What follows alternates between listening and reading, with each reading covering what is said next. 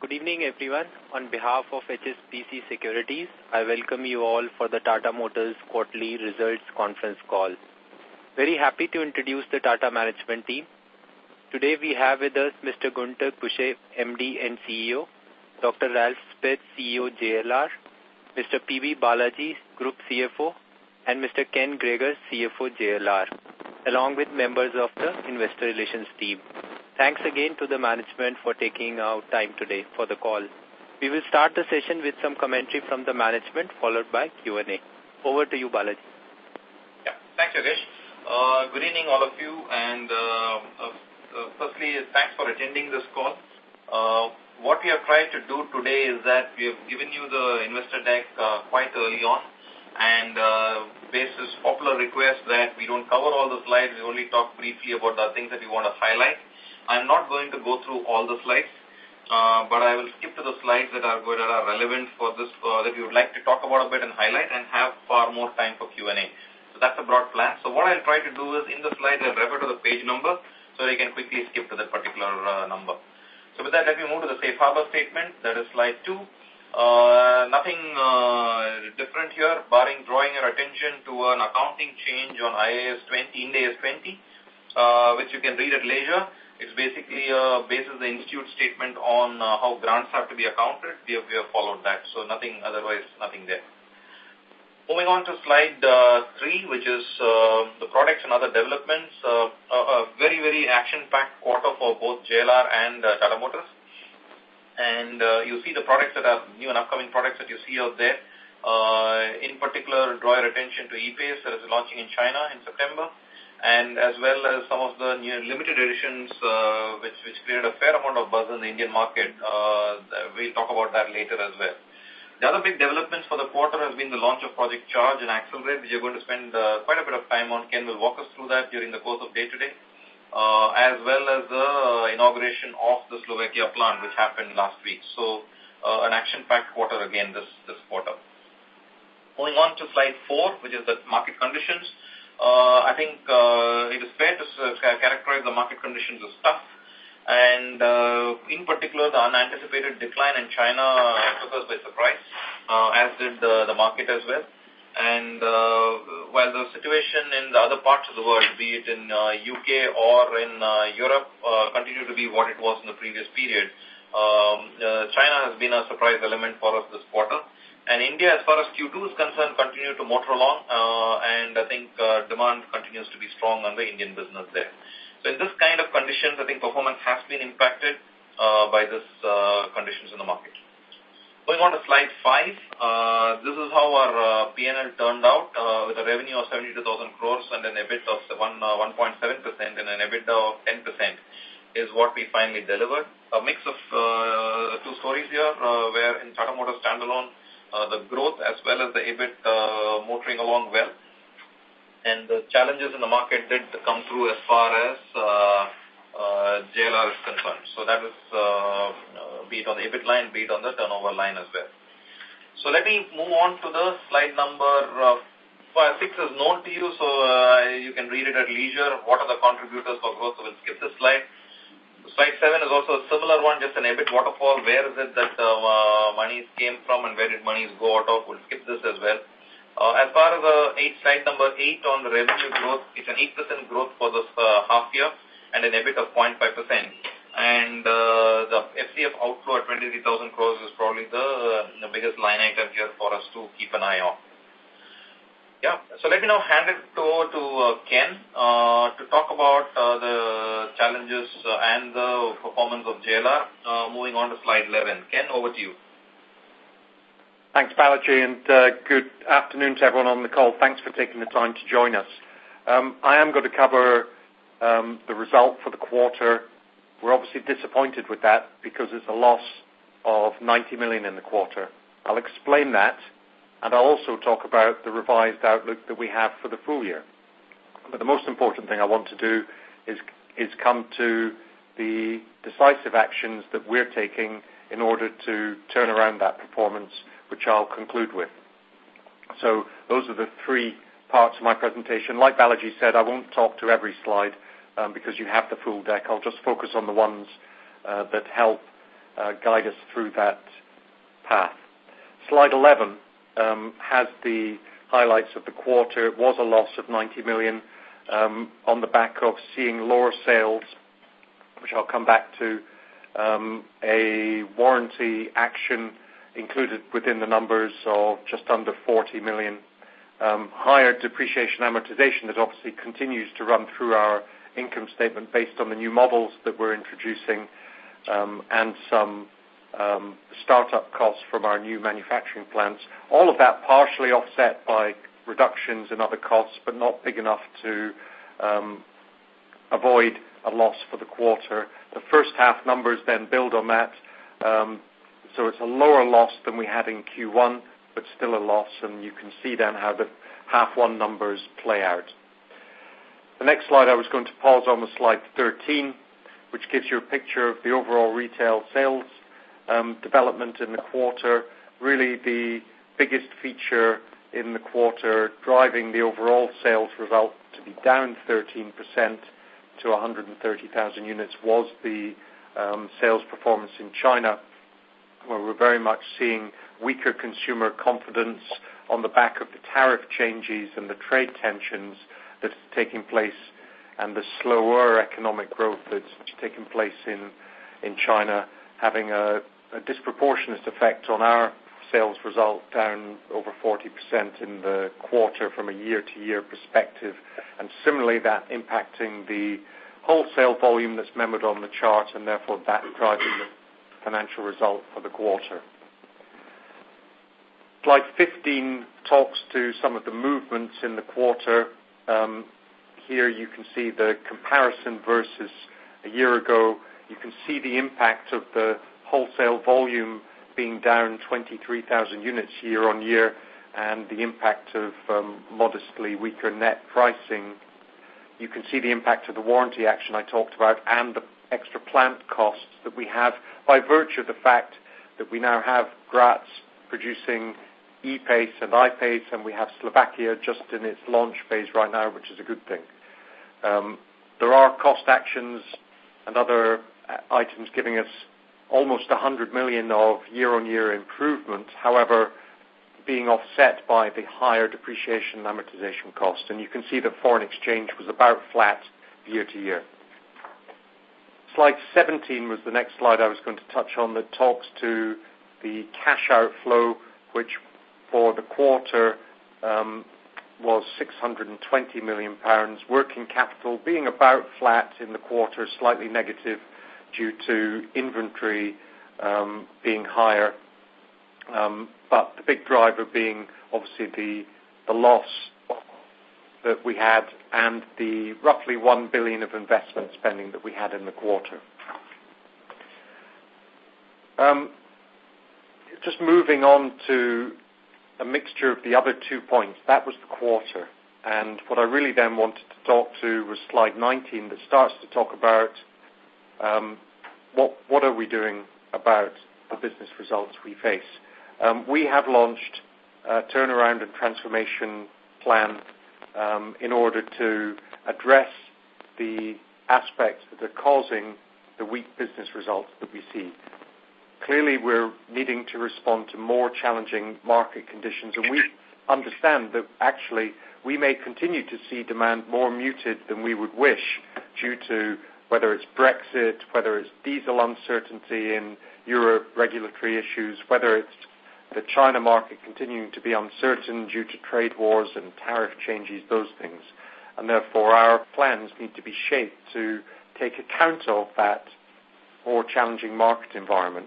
We clearly still want to grow our sales and rejuvenate our sales portfolio, sales performance, and leverage the strong portfolio we had and resume profitable growth in China. We'll talk a bit about that. We absolutely have to improve our cash flow and profitability. I'll talk about Project Charge, and we have to fix deeper, longer-term structural issues, Project Accelerate, that we've talked about before. Just taking pieces in turn. You know, the really good thing about our business, slide 20, is we have a very strong model portfolio that's fresh and that we can leverage, and we have some other models in the pipeline, such as the new Defender, which we've hinted at coming now with the spy shots that made its way into the media somehow, and a couple of other models in our pipeline. And we have refreshes of our existing car lines planned in the normal way through the life cycle of those models. So the great thing is we have a very exciting pipeline of models as well as fresh new models from which we can leverage, and we will. Slide 21 talks to China. Clearly China is fundamental to the Jaguar Land Rover business, and we need to resume profitable growth in China. There's definitely challenges around consumer confidence, around dealer profitability levels and dealer stock levels that we have experienced and some of our competitors also experience. However, at the same time, there is still continuing premium segment growth, albeit slower than we've seen in the past, and there is the lower import duty for EU, UK cars into China than we saw in the past, and also lower than US imports from the US. So we are working in close collaboration with our retailer network to ensure a healthy development for the future, for their businesses and for our businesses, in particular to balance supply and demand in response to the market conditions and avoid otherwise further escalating incentive levels. We localized the 5th Jaguar Land Rover vehicle to be built in China, the E-Pace, so that's just in the phase of ramp-up as we speak, and we have commitment to continue to collaborate with our partners as part of our strategy in China.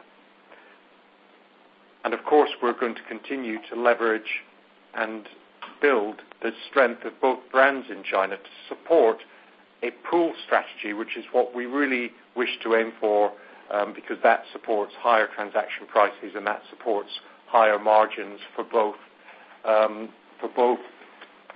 Jaguar and Land Rover and and our dealer partners.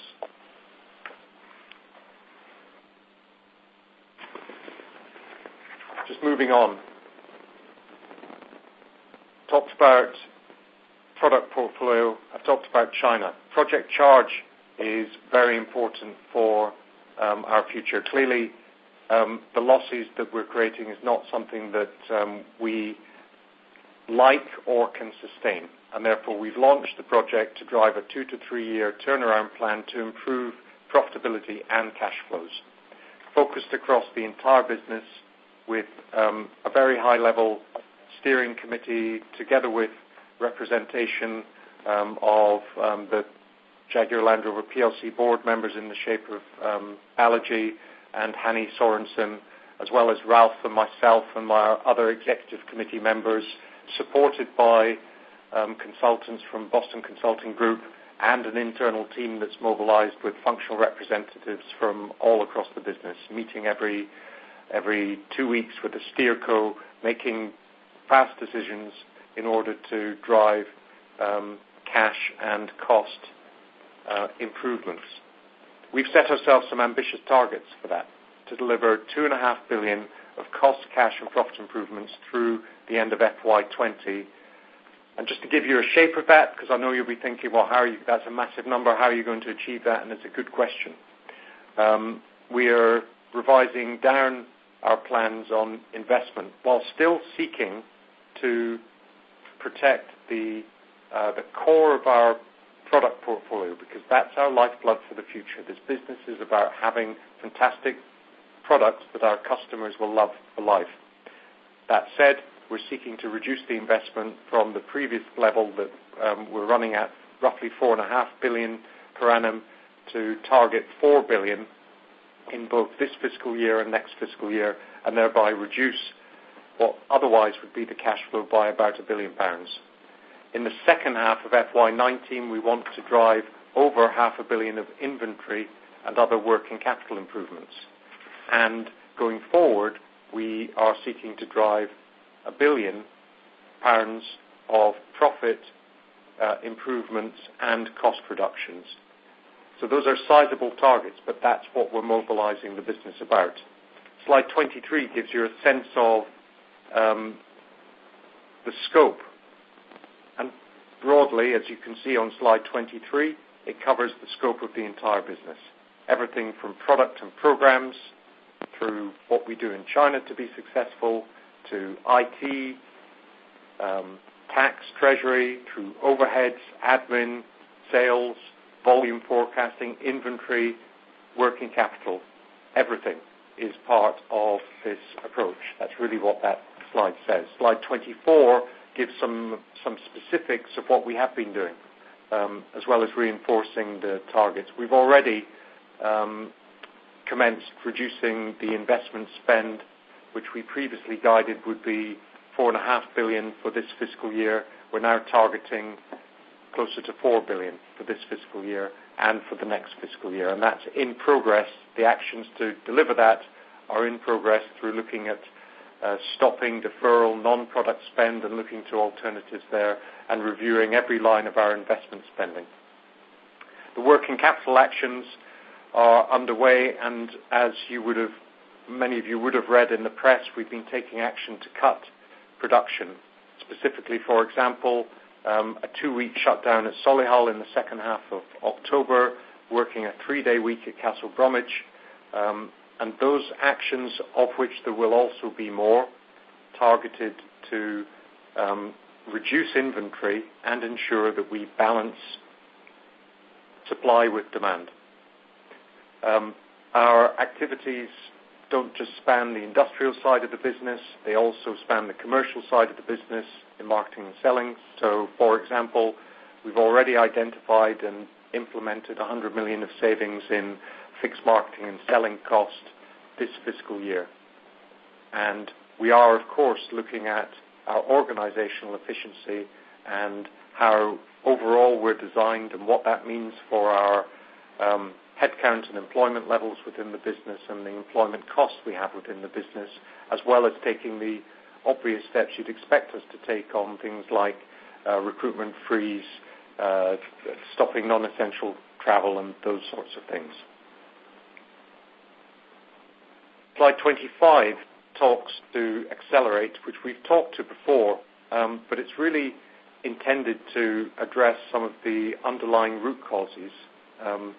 And we have installed program leads across the business to create dedicated teams to each of these 3 programs of work across enhancing our sales performance, delivering competitive material and variable cost for our products, and thirdly, by reducing delays in our new model delivery and deliver our customers the highest quality that they demand, and rightly so. And the slide gives some sense of the things that we're working on across those 3 pillars in order to address the root causes for these things and build on the Project Charge turnaround and transformation activity in order that in the medium to long term we also address these factors. That gives you a sense of what we're doing about the challenge. Just to pull it back to a little bit of the present and how we see the full year, slide 26 broadly says we do still see the opportunity for stronger sales in the second half of the year compared to the first half of the year, based on the new and refreshed model, some of the seasonal factors that help us, and subject to us delivering the improvement in China. Those things would give us the opportunity for stronger sales in the second half of the year. However, what we are saying is overall that would result in sales for the year which would be roughly in line with the sales that we saw last year. Slide 27 builds on the theme in terms of what do we see the profitability performance, the margin performance of the business in the second half of the year. And with the losses behind us in the first half of the year, we of course want to target and are targeting profitability in the second half of the year. However, given the lower volume outlook and the weaker China conditions that we're experiencing, we are now saying that we expect the full year to be about break-even due to those market and China factors. On cash flow on slide 28, what we are saying is that we do continue to target and expect positive cash flow in the second half of the year. In particular, on the working capital side, where, as I've said, we're targeting over $500 million of working capital improvement and inventory reduction in particular in the second half of FY19. However, given that the first half has already been negative to the tune of £2.3 billion, I therefore expect the full year to remain negative in overall cash outflows in the full year. And the final bit of guidance I've already mentioned, which is within that we're targeting the investment spending to be closer to $4 billion now than the $4.5 billion that we have been guiding to this point. So with that, I hope I've covered both the fact that we had a loss in Q2 and we're clearly not happy about it. We see and have revised our guidance for the full year based on the lower market environment that we don't like but we have to face up to and the challenges in China. But I also hope I've given you a sense of the very clear actions that we're taking to turn around the situation. And with that, I was going to hand back to Balaji to take us through the balance of the presentation. Sure. Thanks, Ken. Moving on to Tata Motors, I'm on slide 31. The revenue at 33% growth and an EBIT of 4.5% of revenue. This gives us the confidence I'll talk about later to inch up the profitability plan that we are internally working on in the end. This PBT number of 150 crore includes one-off charges and foreign currency reval of between the two of them close to about 450 crores, and that needs to be added to the number of to arrive at the underlying PBT there. And very happy to see the positive free cash flow of 692 crores in the quarter.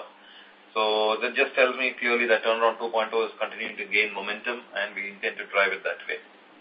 Moving on to slide 32, just gives you the walk of the PBT numbers.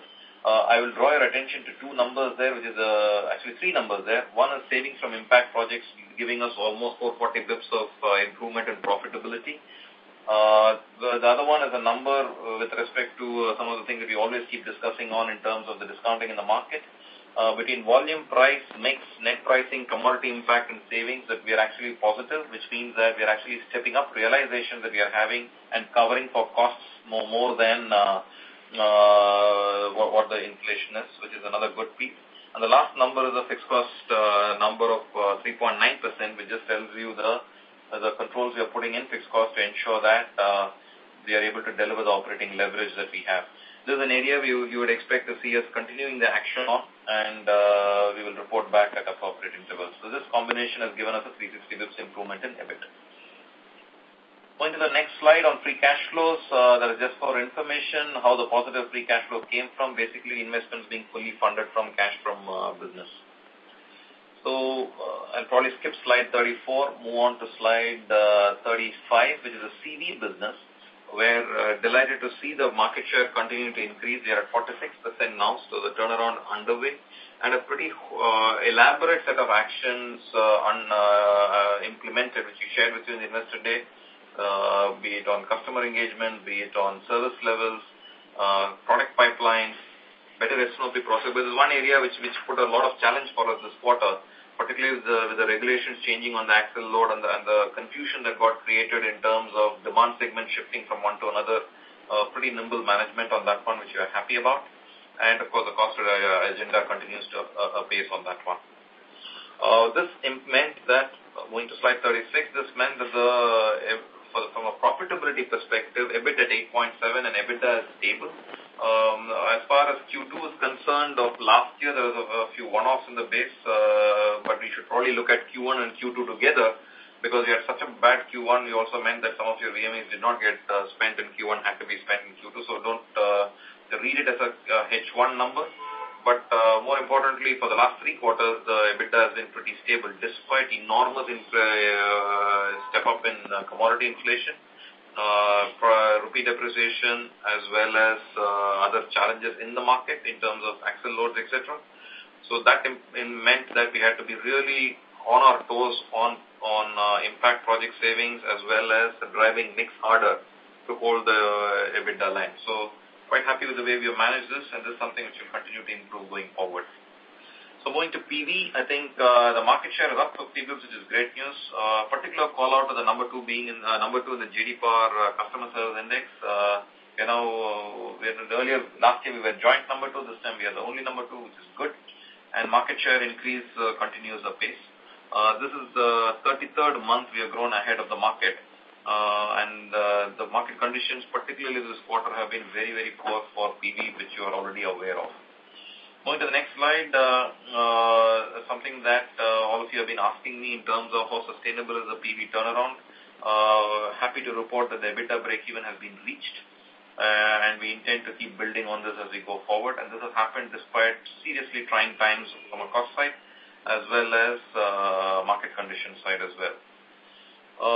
Probably 13.9 I will skip at this point in time, other than calling out EV deployment is now across multiple cities, and the ESL phase 1 production is complete and phase 2 has now been activated as well.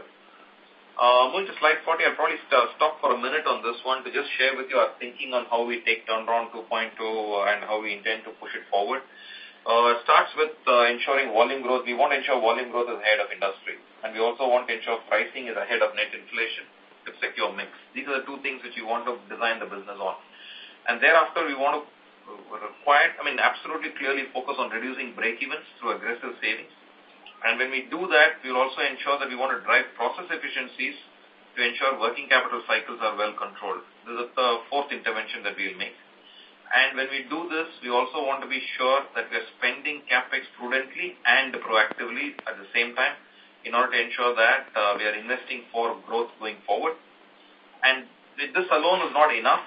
We will have to, whatever plans we put in place, we have to stress test this plan to deliver value even in downturns.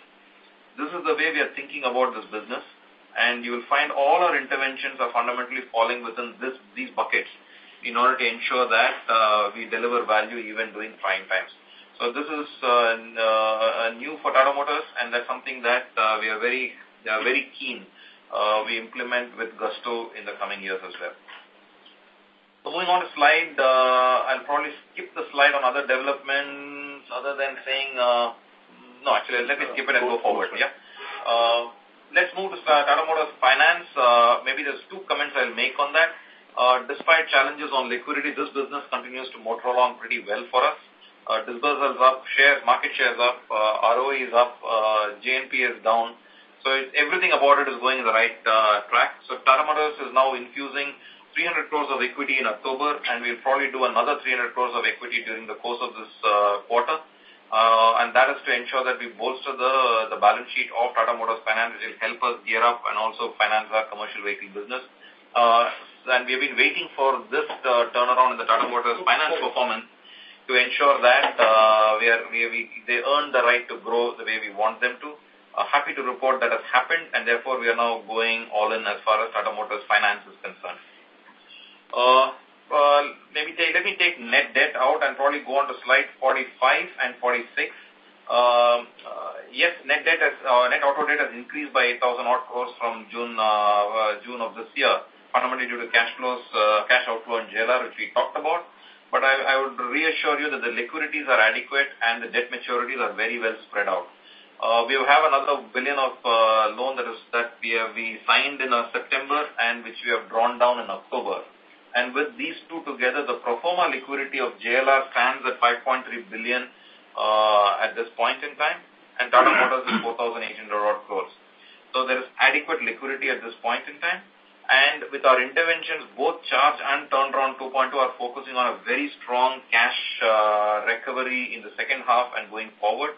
And on top of that is a fit for future actions as well. So we believe we are well placed as far as liquidity is concerned in addressing the challenges of the market that is there in front of us. So let me then move on to the outlook slide. Maybe I'll stop a minute for slide 47 so that you can admire the new Harrier that is there, as well as the I-Pace that you have in front of you, cars that you would die for, and let me move on to the outlook. As far as global market conditions, we have talked at length. I think it will remain challenging, and China being a significant concern for us. So therefore, that's a reality. And therefore, the response to that from a JLR side is to ensure Project Charge is launched, because demand will be uncertain, means that we need to take cost out, cash out, but at the same time focus on growth. But the unfortunate part is, as far as the China slowdown has resulted in a disappointing FY19 for JLR for us. And therefore, while we expect to see an improved performance in H2 on all matters, be it sales or profitability of or free cash flows, personally disappointed that we are just having flat growth rates and EBIT break-even only, despite unlike the 4% that we had originally planned for. Not able to deliver that is disappointing. But the plans are robust, and the plans are granular. The plans are owned by the business and driven with a lot of intensity. And therefore, this to a target of $2.5 billion of profit opportunities and cash opportunities over the next 18 months is absolutely crucial for us, which we will be reporting back every quarter. The investment plan, and we are showing our intention to also already confirm that we have calibrated our capex down to $4 billion. In this year and next, and then thereafter 11 to 13% thereafter. That is a revision in the investment plan. But as far as next year onwards is concerned, this planning for EBIT 4 to 7% is a one-year aberration, and thereafter we intend to get back into our roadmap that we have laid out. Coming to India, the Indian business, while Q2 has been good for us, we are cautiously optimistic on CV coming in the near future. And as far as PV is concerned, what has happened in Q2 in terms of market declines are a cause for concern. And I look immediately forward with the liquidity in the market, the inflation and interest rate risks in the market, and the rupee depreciation does leave us concerned on that front. But from our side, we think that's external. Let's do all that we can to ensure that we drive all-round performance to turnaround 2.0. That's on. And given our delivery of 4.5% for the second quarter, we believe we are on track. We could improve this further because the market conditions at this point in time do not warrant us to take anything different from that. And as far as the medium to long term remains as it is. So that's where we are. I've overrun by about 5 minutes to my plan. So let me now hand it over to you back to Q&A. Thank you very much. Ladies and gentlemen, we will now begin the question and answer session. Anyone who wishes to ask a question may press star and 1 on their touchtone telephone. If you wish to remove yourself from the question queue, you may press star and 2. Participants are requested to use handsets while asking a question. Ladies and gentlemen, we will wait for a moment while the question queue assembles.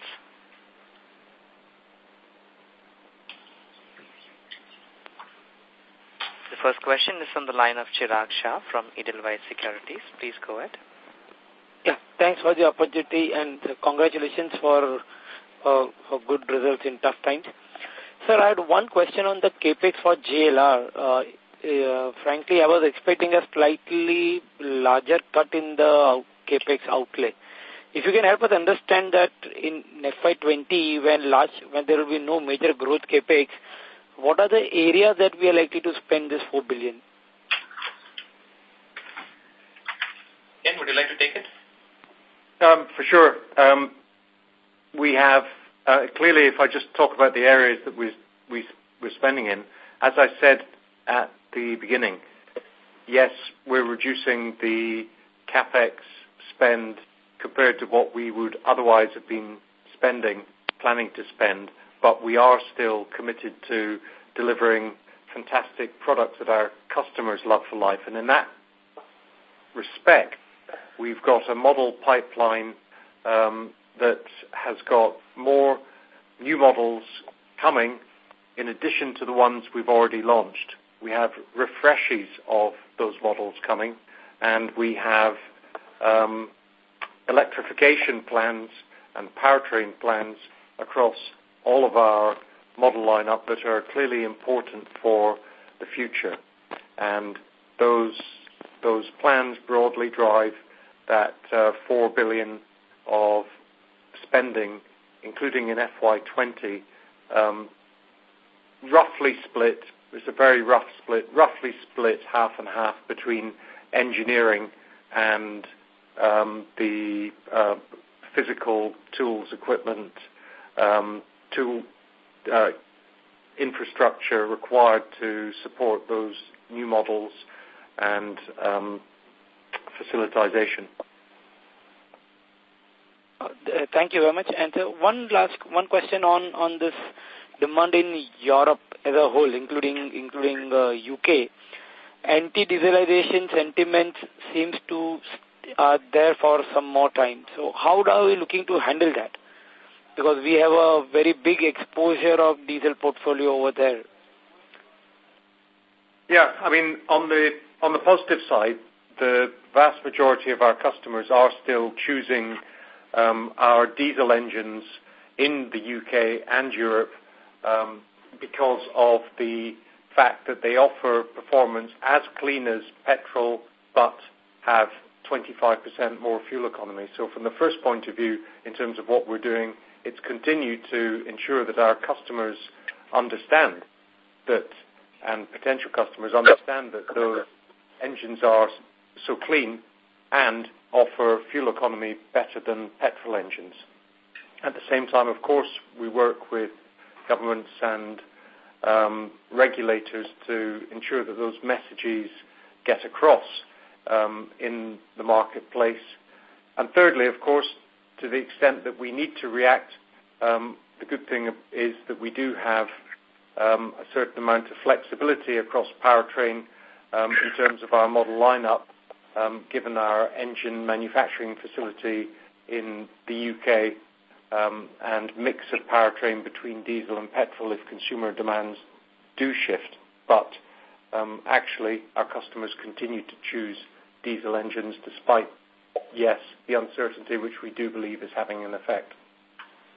And I guess I just want to add that at the end of the day, we have to go away from a very emotional discussion back to facts and figures.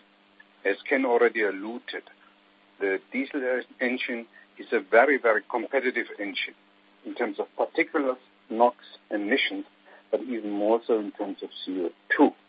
And we have to think about all these kind of elements. And that also, we will have the diesel engines for a very long period of time still in the product program. We need to have diesel but also petrol engines in the future. So therefore, we also have to refine diesels and petrols in the future. We have to refine the internal combustion engines and cannot only really work just on one technology. Battery electric vehicles are the futures, but we have to have and offer a variety of choices to the customer. Yeah. And sir, just an update on WLTP. Is WLTP issue sorted out and behind us, and it's a business as usual, or there are some impending issues left over there?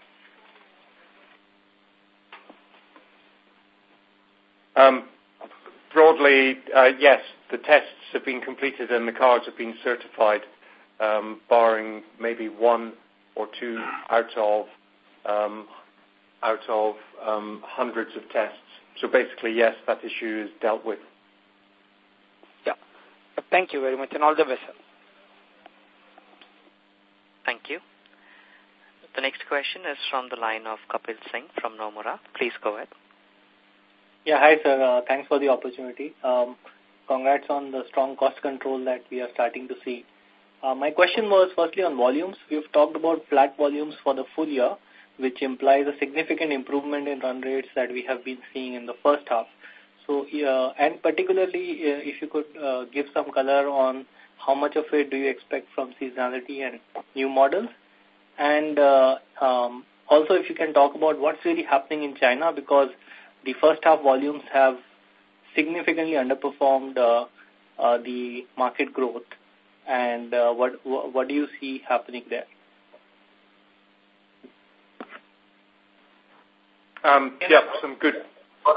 So go on, Balaji. No, I've brought up slide 26 for you, so you can speak to that. Okay, thank you.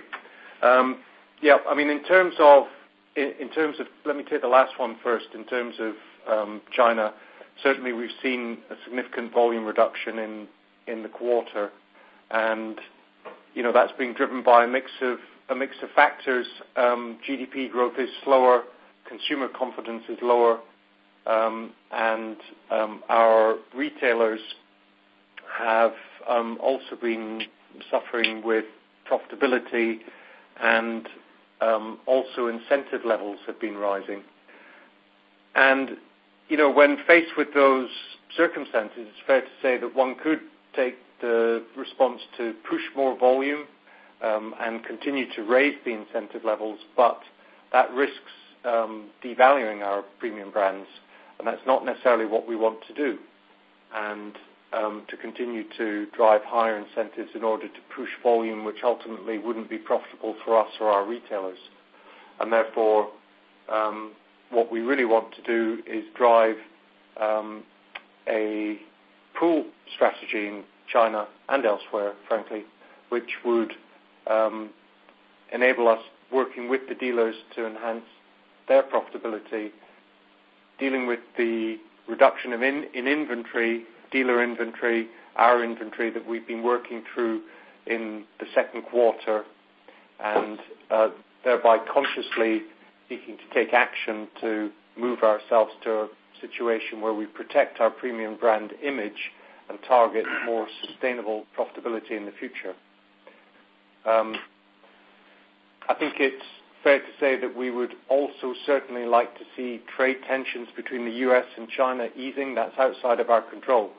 And, for all the actions that we are taking and we will continue to take, I suppose one uncertainty will be the extent to which consumer confidence returns, and we see those trade tensions easing and giving people who buy cars in China the confidence to spend their money. So we look to that, but we're clear on the actions that we're taking.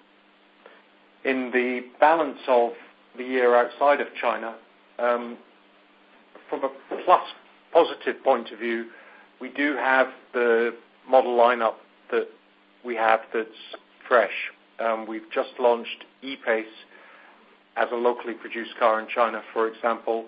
The I-Pace volume is ramping up, and we also have the freshened 18 model year Range Rover and Range Rover Sport, and the first full year of Velar here with us. So all of those things give us the opportunity to drive improved sales performance in the second half of the year. From a seasonal factor, without giving a precise number, the UK is stronger in the second half of the year because of the March season. I mean, roughly 40% of cars in the UK are sold across March and September, and March is still in front of us, so that's important. And the US typically has a stronger selling season associated with the model year change, and in advance of the Chinese New Year. Although the Chinese New Year itself is not a good time for selling cars, the period from now through until then in a normal environment would normally be a strong period for China. So we look to those things and the actions we are taking in order to seek to grow our sales in the second half of the year, but it's obviously subject to the market conditions that we find ourselves in particular in China. Okay. And my second question was on margins. Should we expect slightly tougher margins in Q3 given that, market conditions are tough and the Slovakia plant is starting before, we see improvement in Q4? The short answer is yes. We actually say that, I think, on slide 22. We have a little strap line at the bottom of the chart. If you just called that one up. Hang on. I'm getting the slide number wrong. I've brought it up, Ken. It's slide 27. 27, sorry. And just to be super clear, you're correct that some of the actions that we're taking to reduce production, to reduce inventory, and to align supply with demand hit harder in Q3, and therefore less production means less wholesales of vehicles. That's good from the point of view of reducing inventory. It's clearly bad from the point of view of revenue and profitability. So actually we're saying that we would expect Q3 to be relatively weaker due to that, with the improvement that in the second half really coming in Q4. Thank you, and wish you all the best. Thank you. The next question is from the line of Sahil Kedia from Bank of America. Please go ahead. Thank you for this. Wanted to get a sense of how fast we should expect the Slovakia plant ramp up to happen in terms of productions. And can you give us a sense of the cost that we've seen associated with the starting up of the plant? Is that for the full quarter? Is it been for not for the full quarter? And how should we think about that as the production ramps up?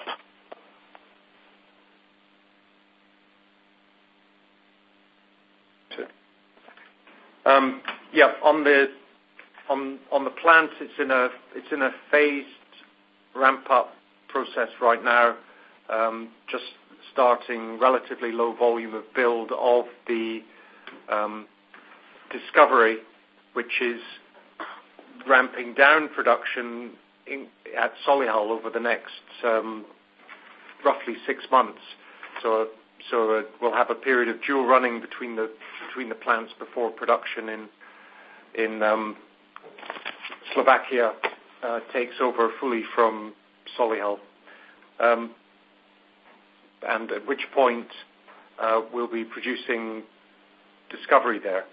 As you know, and we've talked about in prior sessions, we have plans for another model to be produced in that plant, which will then start to build the volume in the plant towards the capacity of the first phase that we've built in the manufacturing plant. But we're now, over the course of the next 12 to 18 months, start seeing that development.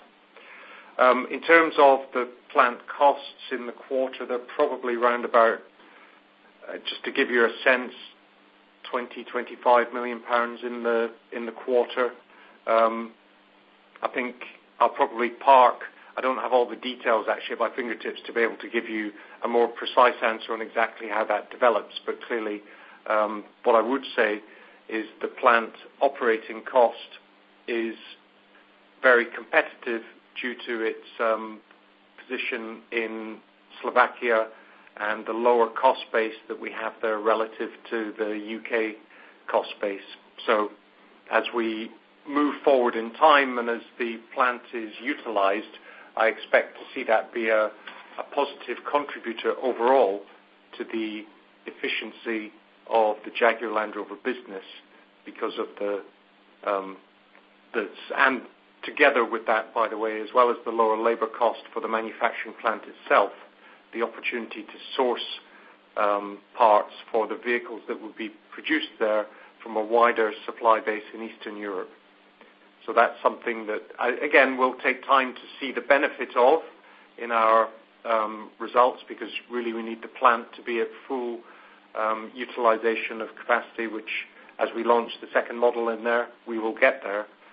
But we will then be reaping those benefits of efficiency of that lower cost footprint. In the meantime, there should be higher depreciation costs attached to the plant, considering that the plant has just come on stream. Is that right to expect? Yes, part of, again, I don't have the specific figure at my fingertips, to be honest with you, but part of the growth in depreciation amortization that you should expect to continue to see will be coming from the manufacturing facility. Yes, that's true. And one more question here. The warranty actions of 39 million that we have taken this quarter, which seem to be additional as per the commentary from you guys, is that a one-off or is this now kind of the new run rate that we should expect when we think about the other expenditure line in your P&L? In principle, that's a one-off to deal with some specific issues that we needed to deal with. Okay. I have one follow-up question. This is to Balaji. There seems to be some one-off charges in the standalone earnings. Can you tell us what those are for, please? If you recollect, we called out Petrol Future in each of the cases, and wherever we are looking at investment that we don't intend to invest going forward, we have taken those charges, and that's what we hit us in the domestic one. We believe that we are nearing the end of those, as we scrutinize our investments, we are nearing the end of those. But yeah, let's keep a close watch on that. The other one that hit us in the PBT was the Forex foreign currency revamp of about 250 crores. That's the second item there. And on the console, you have a hit coming fundamentally because of the restructuring charges we had to take on Thailand, which we have called out last quarter in terms of the decision to suspend manufacturing operations, exit manufacturing operations there. Those are the costs there, but that again is a full cost that has been taken there. So just to clarify, sir, the 8.7% EBITDA margin that you guys have reported, based on the filings, it's more like 6.2. The difference is all either the FX or the one-off. Is that correct? The other way around, because some of these, close to about 100 odd crores out of this one-off charges sits in the below EBITDA, and close to 100 crores is actually inside EBITDA. Therefore, the underlying EBITDA is higher to the extent of 100 crores because of this one-off charges taken. Okay, sir. I will take this offline. Right, thank you. Bye. Thank you. The next question is from the line of Robin Ho from Bernstein. Please go ahead. Thank you very much. So I have two questions. One is just the capital structure of JLR. Given the cash burn in the last couple of quarters, and it sounds like your guidance points to more, certainly FY19 and seems fairly likely thereafter. If the company was solely focused on debt as a way of financing the investments and the growth of the company, or might there just be considerations in terms of equity, or how management thinks about the sort of securing the financial stability of the company, basically, in light of the cash burn. And the second question is on China. You mentioned dealer profitability issues. I mean, this is something that's, I think, true more broadly. If you could share some thoughts on the likelihood of a payment to the dealers in the sense of a one-off incentive or anything sort of more structural. There was news that BMW had paid a reasonably substantial additional amount to their dealers to compensate them for the summer weakness. If you could share if that has already been done, or if that's likely to come in the coming quarter or so, or more, that would be great. Thank you. Let me take the first one, and Ken, you could take the second one. As far as JLR is concerned, the underlying equity that we have, the net worth of the company is very strong. What we have is a cash flow issue here, and what we have is a profitability issue that we have at this point in time. And therefore, the entire focus of Project Charge is to restore the profitability, is to restore the cash flows of the business so that we get back to cash accretive growth. In the meanwhile, we have sufficient liquidity at this point in time, which I have talked about, and therefore, and the debt market, we are accessing the debt market, getting the debt that is needed. But the clear plan of action is getting the business back to cash generating mode, which is what our intervention is. So in this absence, we are keeping a close watch on the performance of the business as well as external factors. And as the chairman said in the investor day as well, we will do whatever is needed. But at this point in time, it's a very important investment for us, and therefore it is absolutely clear that we'll work closely with them to ensure that the cash is generated within the business and whatever interventions needed are done. Yeah? Thanks. We see some of the very large payments that some of our competitors appear to be making to the dealers to ensure the dealers are profitable. we would prefer to take an approach where we make sure that our retailers are profitable through the models that we sell, generating them margin and incentivizing our retailers to achieve that linked to volume and margin performance. So one way or another, we do believe in having a profitable retailer network, and we will take action to ensure that we do, but we'd prefer to do it in a way in which it enables us both to be profitable and drive positive behaviors in the marketplace and sales performance, rather than pushing unprofitable volume on to the retailers and then making very large compensatory profit support payments. I don't know if Ralph wanted to add anything to that statement. I'll just leave that open for him, but that's all I was going to say on it. Okay. Let's roll there. Ken, if I may just follow up, I think last quarter you said that China inventory levels are about 2.5 months. If I could get an update on where that stood at the end of September, that would be appreciated.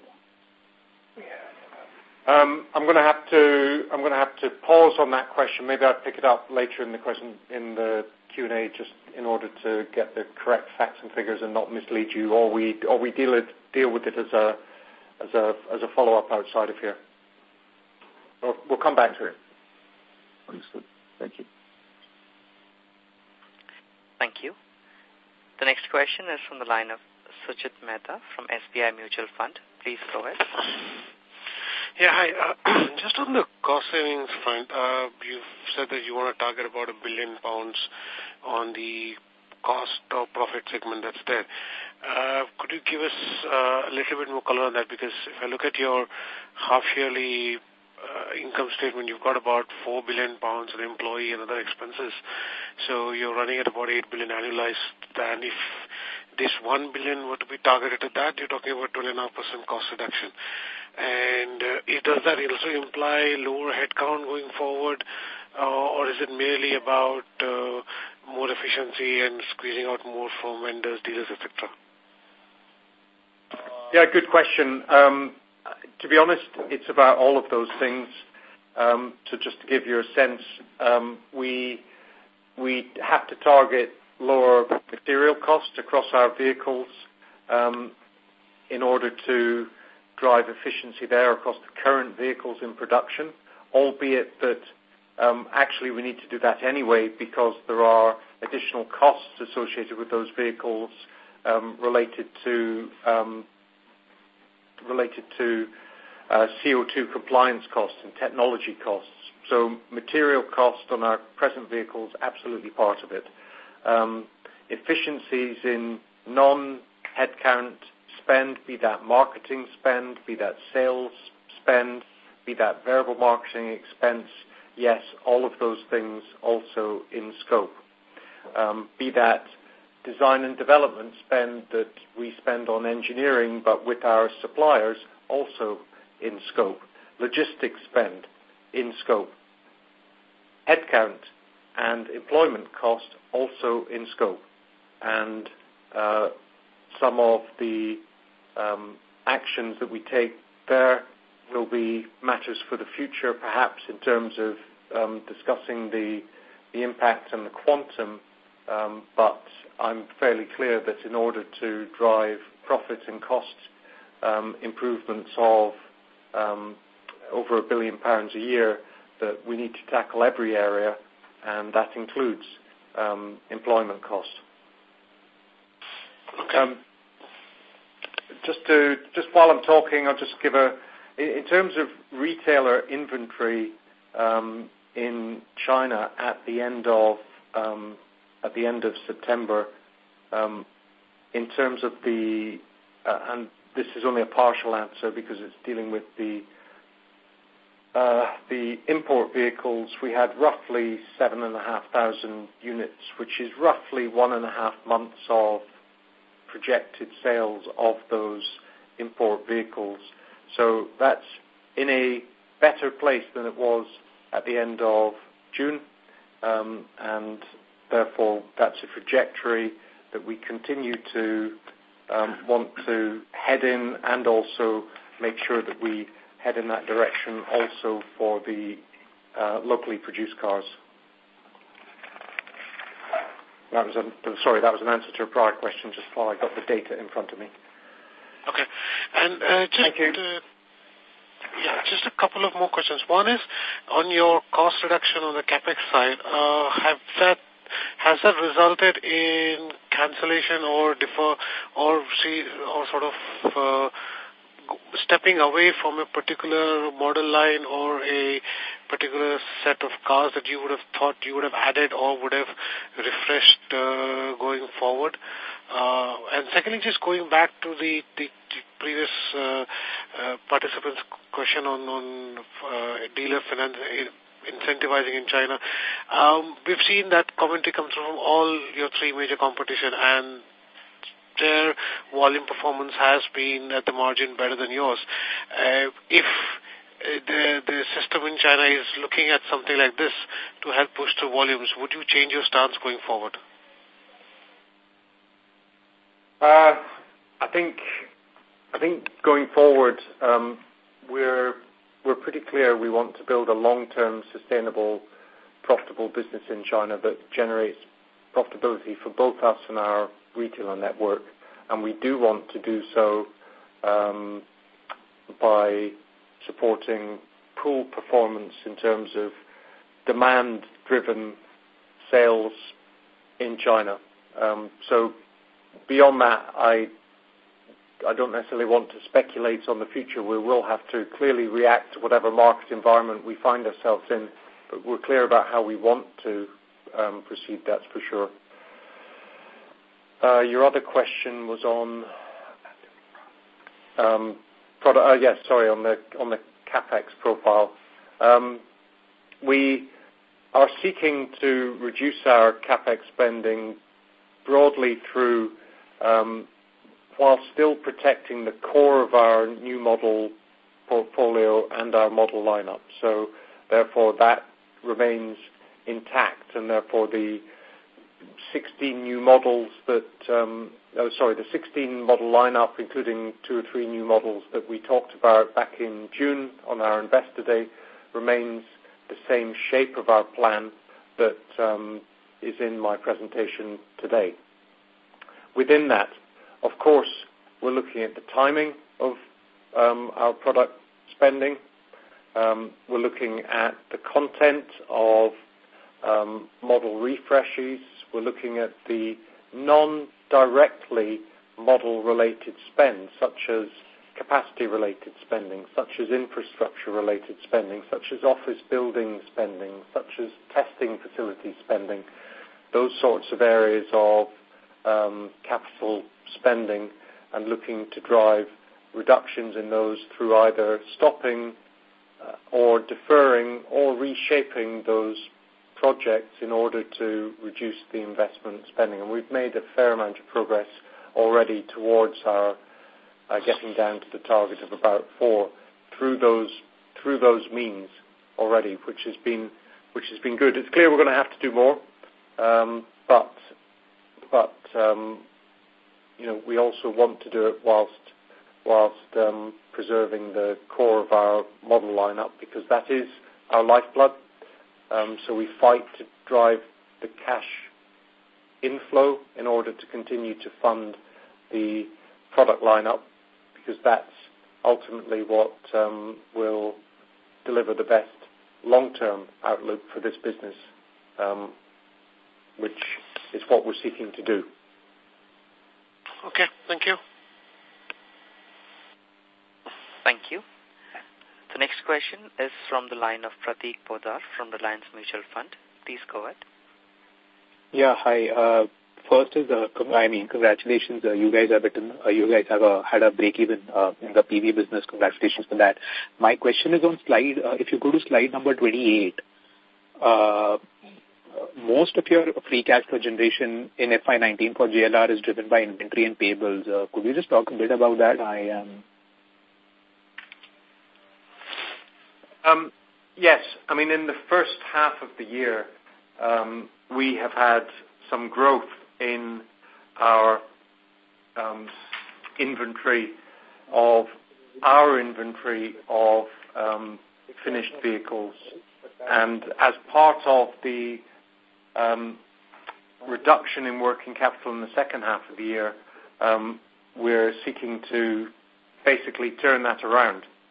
A, not have the negative cash flow associated with the inventory growth in the first half, and B, have the positive cash flow through reducing that inventory in the second half. And that's why that bar on that chart on slide 28 is the size it is, because it's a half-to-half chart that's sort of first non-recur of the negative in the first half, and then also have the positive in the first half of about equal size. So broadly, we're seeking to reverse the negative working capital movement we've had in the first half, largely through inventory reduction.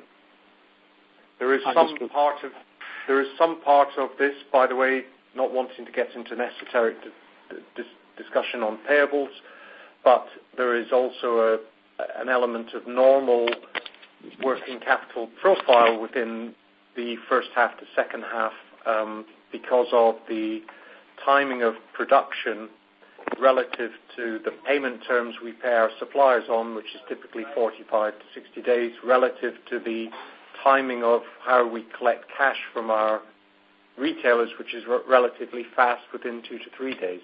That working capital profile broadly gives us an outflow in payables in the first quarter of the year, and generally gives us an inflow of payables in the last quarter of the year.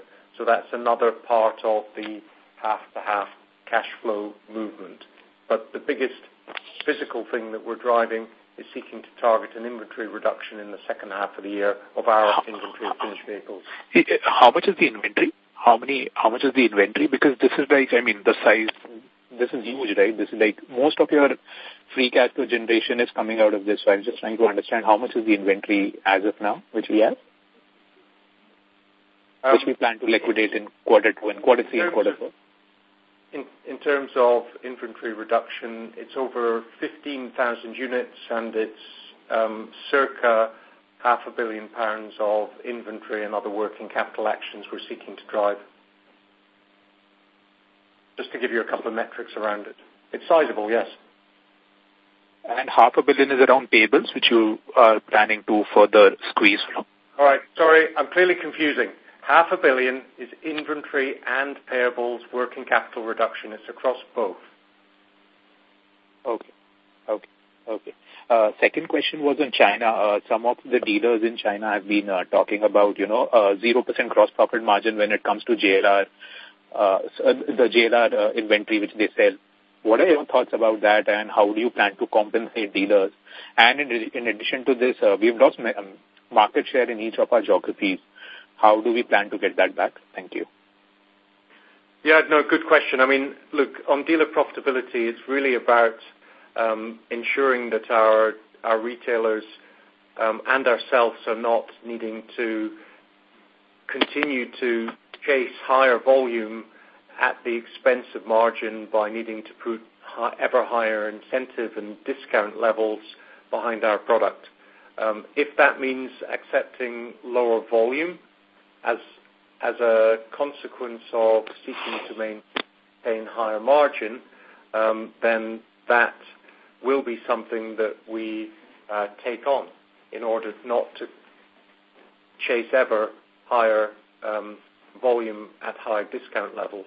And reducing those discount levels that both ourselves and our retailers put behind the product is an important part of enabling the retailers to get back to a situation of better profitability. So, sorry, just you talked about 1.5 months of inventory at China with China dealers. What kind of inventory are you comfortable with? Yeah, good question. Probably lower than that. I think we would want to probably, well, just wasn't meant to be a funny comment, but just to dimension it, between 1 and 1.5 months is where we would wish to be. And I think given the market environment, our instinct is to plan to target being at the lower end of that range in order that the retailers don't have sort of more stock around them that they feel comfortable with and that they then feel that they need to discount in order to turn it into cash. So that's been part of the painful process over the last 3 months, which will continue over the next 3 months to get inventory levels into the right place so that we're better able to meet supply with demand and not have that kind of higher level that causes discomfort for the retailers. And as I say, given the way the numbers are, there's a bit still to do to get that into the right place over Q3, given the market environment that we find ourselves in. And one question on market share, I think that's left unanswered. Across various countries, we've lost market share. What are your thoughts about that? I do think I may have broadly answered it. I mean, obviously we note market share, we're aware of market share, and all other things being equal, of course, having a higher market share broadly is better than having a lower market share. However, at the same time, we're relatively, one of our strengths that we can build on is being relatively smaller than our competition and maybe not quite so dependent on needing to slug it out for every last unit of volume in order to fight to boast as who has the biggest market share, and instead seek to create a business based on sustainable, profitable growth with sustainable volume growth. And if that means having a slightly lower market share than we might otherwise wish, then so be it. So I think that's my general thoughts, unless Ralph wished to add any more to that. Let me come in here, Ken. One is, if you look at our performance, UK and overseas going ahead of industry, and we have explicitly called out that our strategy is to ensure that we grow ahead of industry. So there we are picking up share. China, yes, has been a tough period, and I think we have done a fair amount of discussion on that in the call today. So to that extent, yes, we have lost share there. But the intention is to, with all the products and by resuming growth in China, the intention is to grow share by ensuring not as a share for share's sake, but as Ken put it, ensure that we do profitable growth. And if share happens, so be it. But the intention is to grow ahead of business and ahead of market and in a manner which is profitable and sustainable. Yeah. Thank you so much. Thank you. Before we move to the next question, I'd like to remind our participants to restrict their question to 2. If time permits, you may join the question queue for any follow-up. Thank you. The next question is from the line of Pramod Amte from CGS-CIMB. Please go ahead. Yeah, hi. Thanks for the detailed presentation and giving out confidence in terms of your estimates for the full year. First, with regard to the JLR outlook which you are projecting, if I have to look at on the first half performance, how much of the deterioration of performance you attribute for more of internal factors versus the external changes which happened? And as a result of which, what gives you the 2H or how much of your 2H recovery is dependent upon the external factors than your own internal actions? I think, let me come in here in terms of the philosophies which you would want to look at it. If you look at the turnaround plan itself, we have said that demand situation is likely to remain muted. Therefore, we are actually saying that the business needs to move into a twin gear, where there's one side of the business which is all about growth, innovation, getting the product out there and selling, making exciting cars, which for us is business as usual. There's no change as far as that aspect of the business is concerned. The thing that we are now clearly teasing out is that, be that as it may, in a situation where the external factors can be volatile, it's important that we have a plan B, and that's the reason why the turnaround plan has been explicitly called out, where it is a quantified absolute number. It is not a number that we are saying linked in demand. It's more about we need to take out $1 billion of cost and profits. We need to take out $1.5 billion of cash from capex and working capital, so that we want to take charge of our own destiny and run with that. And then if demand comes on and all the work that's happening on the demand side, if it delivers, that is jam on the cake. But that is something which we want to move the business into a twin focus of business as usual as far as growth is concerned, and business unusual as far as cost is concerned, cost and capex is concerned. That is what I hope we are able to communicate to you during the course of the discussion today. So with that in mind, if you go look at the first half of the year, I think I would say that we have issues related to, some of the issues related to diesel, etc., are more external. And yes, you can always treat that as internal if you say that if you had an electric version earlier, but that is watered down the bridge. There's no point talking about it now. Things like Brexit, things like tariffs are clearly something that's external to us. But things like, for example, dealer profitability are more internal to us, where we believe we can do more on it and get it right there. So it's a very acknowledged fact that we would love to have look at it both internal issues as well as external matters. If I look at the accelerate slide that we put out there, there's a host of internal issues that we have called out that we want to go ahead and fix it as well. So one way to look at it is that this is crisis time, and therefore we will never waste a crisis, and it is important that we use this crisis to our strength and ensure that we come out stronger out of this crisis compared to how we went into it. So that is the philosophy and the mindset with which we are looking at it. And the JLR team has been absolutely positive in terms of approaching it with a sense of using this as a lever to open up the intrinsic capabilities of the business. So that's the philosophy with which you want to approach it. Hope that helps that. Yeah. And second one is with regard to your China sales. If I had to look forward, either for the industry or for you, what will be the lead indicators we should be looking for your turnaround in China sales volume or for profitability? I'll get Ken come in next. From my perspective, the way I look at it, I think transaction prices and the kind of discounting in the market, I think would be a good one to look at as it's starting to pick up. Profitability of dealers, number 2. Brand health measures, number 3. And overall, then when you get all these right, then you start seeing your wholesales and your retail starting to come through. And then, of course, external factors related to market conditions, growth, kind of walk-ins that you see.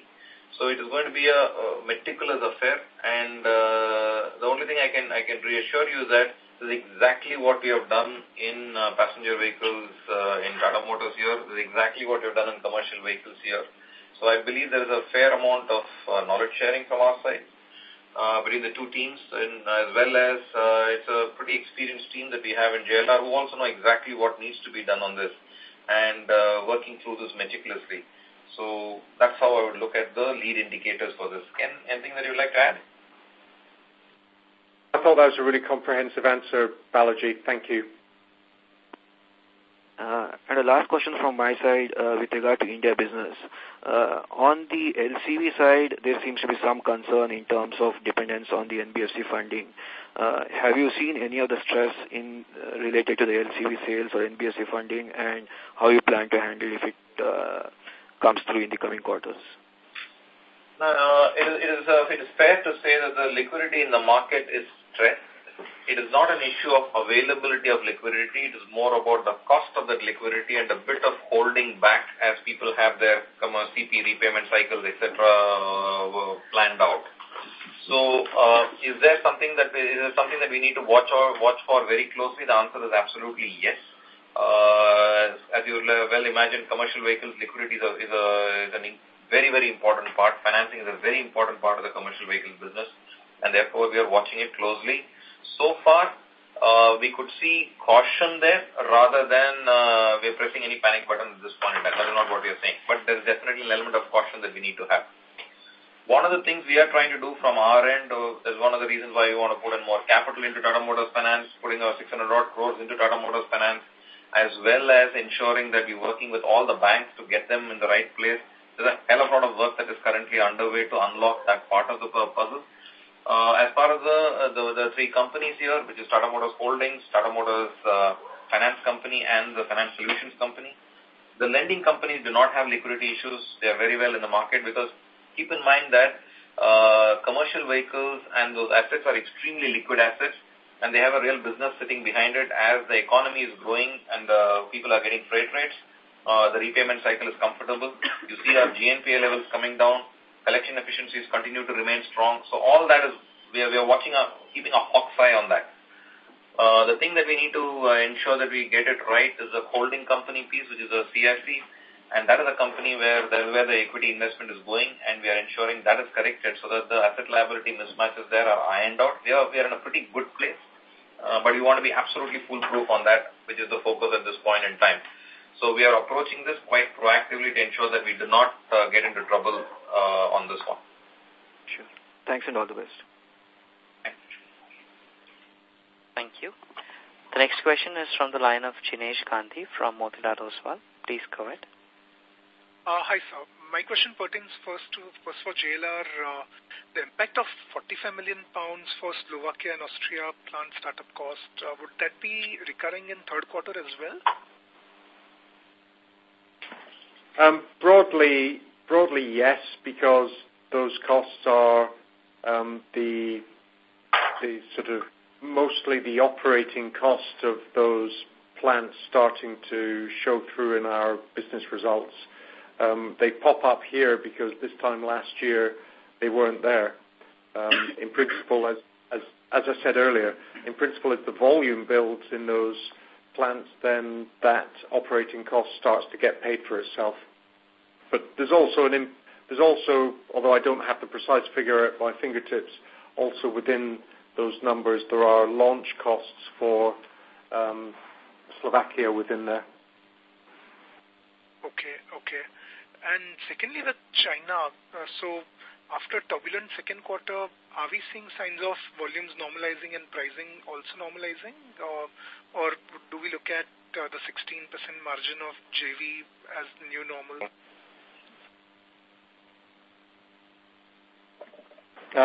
I think it's been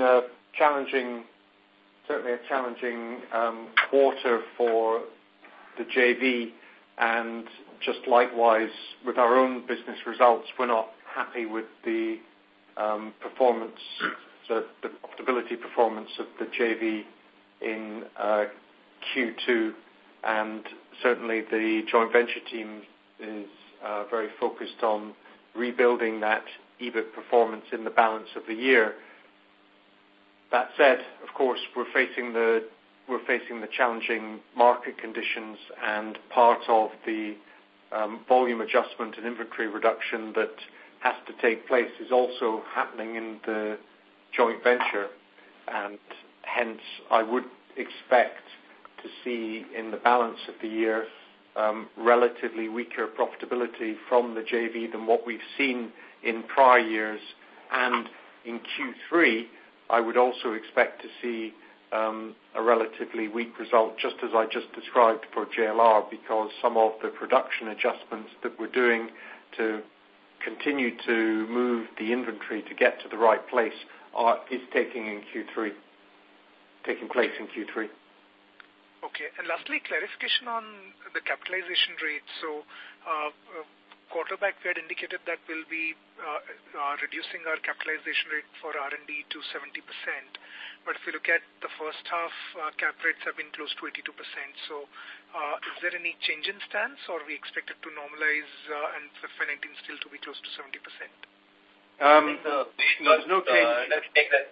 Let me take that. Okay. Go for it. Both Tata Motors and in JLR, the same issue will be there. See, the accounting policy is a gate-based policy. It totally depends on how the products are coming through the gates, and then if not many products are coming through, it's quite likely most of the expenditure is happening on products post our approval gates, in which case it's more likely to be capitalized. Sorry, Freudian slip.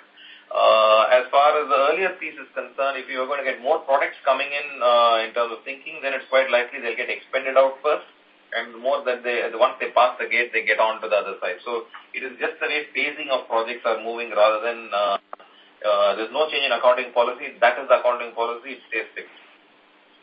Okay, so there could be years where it could be higher, but when it passes through, then it gets adjusted and following your likely. Is that the right way to look at it? Yeah, one way to look at it, think of it as anything up to a particular gate gets expensed. Post that particular gate, it's getting capitalized. Think of it that way. If a lot of projects are getting started off, then it's quite likely you'll see, though it is a capital expenditure, most of it is likely to get expensed out because you've not hit the gate to pass it. You're just starting off a lot of projects. When you're putting an affordability envelope, it is natural to expect that the number of projects that you start off are getting reduced because you want to do bigger and better projects, and to that extent you will have whatever expenditure is getting expensed is more towards the projects that are getting later on. And as you tighten the capex, you'll also have lesser projects that are starting off. You'll only start projects that are likely to see all the way through. So that is the dynamics that you're seeing reflected in the numbers. Understood. Okay, sir. Great. Thanks and all the best. Thanks. Thank you. Ladies and gentlemen, due to time constraints, we will be able to take one last question. That is from the line of Pramod Kumar from Goldman Sachs. Please go ahead. Yeah, thanks a lot for the opportunity. My first question is regarding the macro. I just want to understand the dramatic improvement what we're expecting in second half, both in volumes and profitability. How much of this is kind of based on the macro recovery, especially in China? What is the expectation on China market per se from the management for second half? Because we've generally seen all your peers, be it Volkswagen, BMW, they all toned down their guidances and profitability targets. While kind of continuing to step up on capex, especially on R&D. So I just want to understand how much of is this a macro call? I think what I'd say is what you've heard from us today is that we've also toned down our guidance and our profit outlook for the full year and the second half of the year compared to our prior calls. In terms of how much of it's macro, slightly difficult to say in precise terms, but perhaps what I would say is that the present overall environment is one that we're expecting to continue. That we find ourselves in more challenging market conditions is for sure, and we're not assuming that those market conditions suddenly become benign overnight. It's also the case, I would say, just to be clear though, that if we saw some further significant worsening in market conditions, that could clearly impact us further, whether that be further macro headwinds in China or further Brexit uncertainty or matters happen if there's some sort of escalation in trade wars. Those things could cause some further uncertainty for us. But we're not assuming that there would be some rapid return to much more benign market conditions.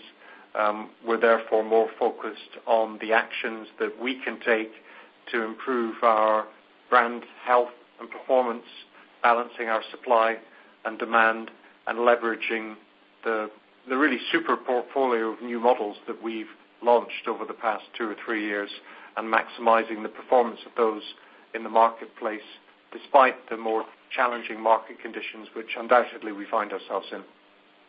Yeah, and thanks, Ken, for that. And the second question is on the competitive intensity, because I do agree when you say that you are looking at profitability and not exactly chasing volume. But how does that tie up with the overall volume aspiration? Because at one end we are aspiring to get our volume momentum back and kind of close the year on a double-digit growth towards the 4Q and have a full flat year.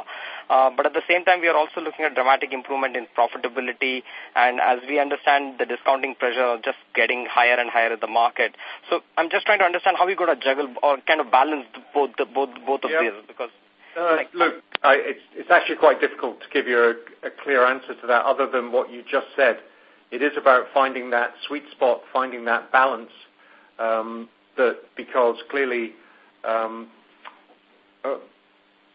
volume is important in the car business, given the significant fixed cost base and investment pressures that obviously we face. So we do need a certain level of volume to support that.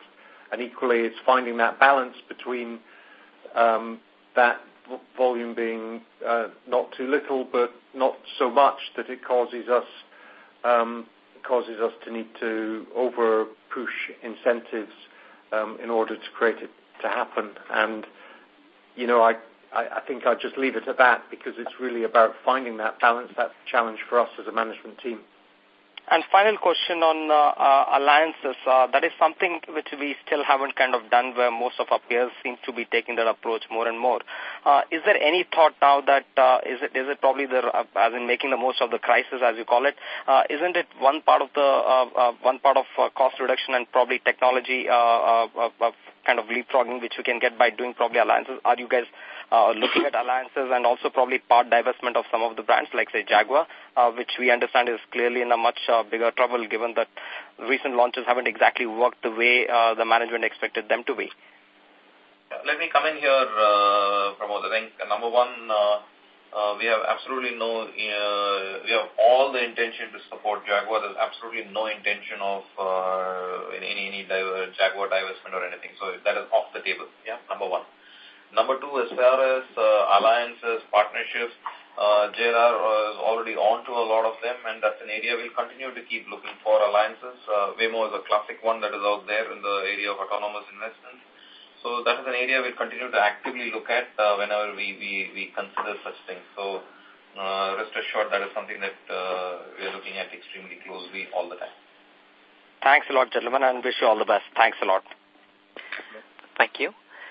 Ladies and gentlemen, that was the last question. I would now like to hand the conference over to the management for their closing comments. Thank you, and over to you. Yeah. Firstly, thanks for I hope this time you had a better sense of the numbers, as well as ability to ask far more questions than what you had. But do feel free to write back to us in case you believe there's further work that we can do to improve this process. Open to it all the time. So thank you, and see you soon.